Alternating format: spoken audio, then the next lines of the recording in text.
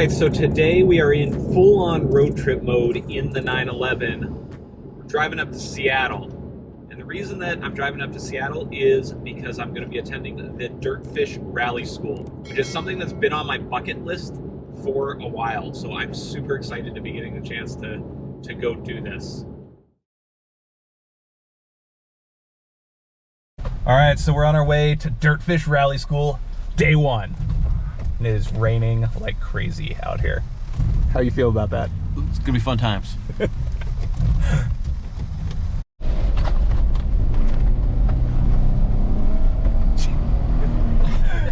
We're already doing our rally. So I think Dirtfish is built on an old like mill property. So should be pretty cool. Looks cool coming in here. Dirtfish, Dirtfish, Dirtfish, Dirtfish. I wonder how they got that name. Dirt and fishtail?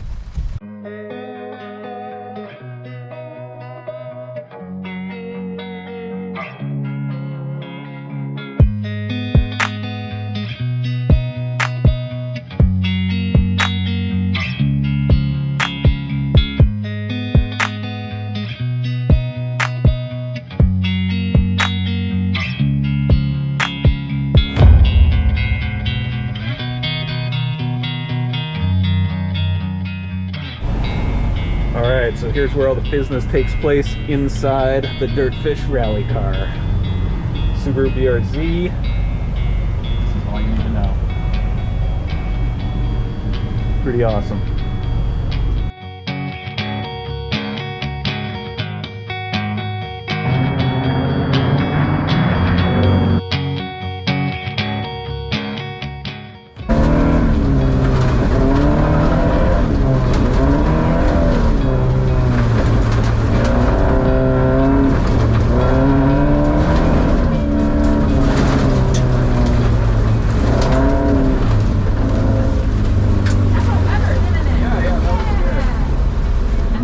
Take the bumpers off because they just collect so much mud underneath them. Yeah. They sit really.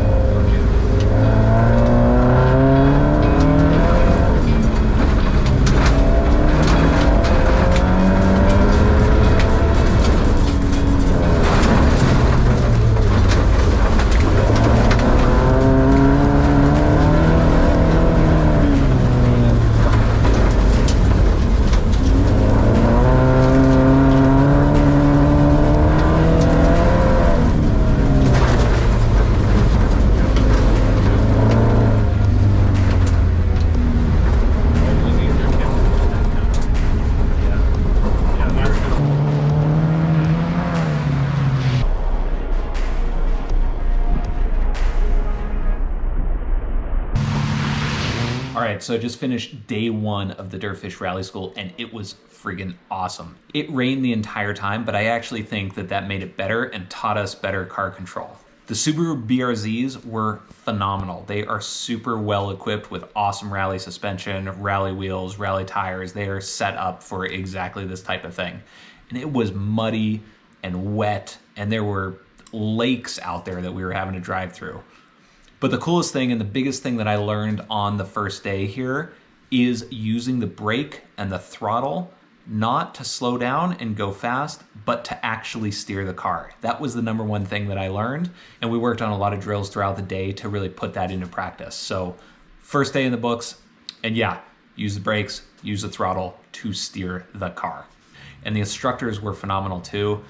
Shout out to Michelle, shout out to Jason, you guys were awesome. Really learned a lot from you and appreciate all the advice that you gave me.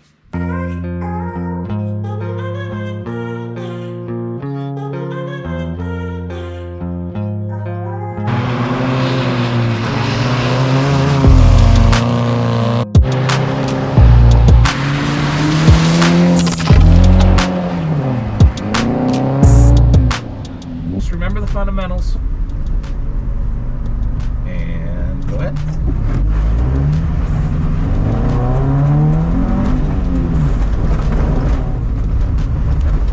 You're good. Also with third phone. Not fourth. Good. Final toe. Left toe hard. Yep. Get wise early. Look very tight.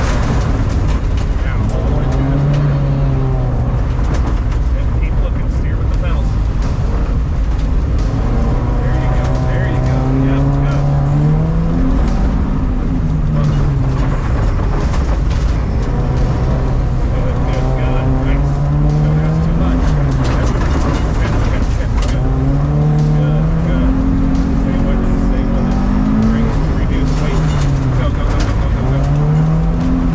Yep. Look out your window. Look out your window only. There you go. Yep. Good, good, good. Yes, sir. Yes, sir. Finish. That was fast. Alright. Nice. Did it feel fast? You know, it actually felt slower. Good. Good. That's a trick question. Yeah, exactly. It kind of felt It's slower. supposed to feel slower when your eyes are up more. When you're Yeah.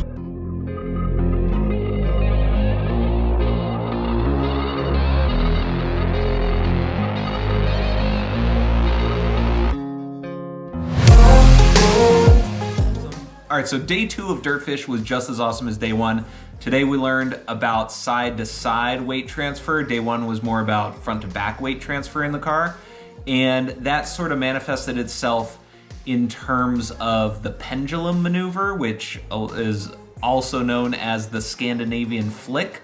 So it's super counterintuitive because you set up on the opposite side of the track from where you normally would to like take a nice arc through the turn. You actually set up on the inside and then you flick it out to the other side and then back across.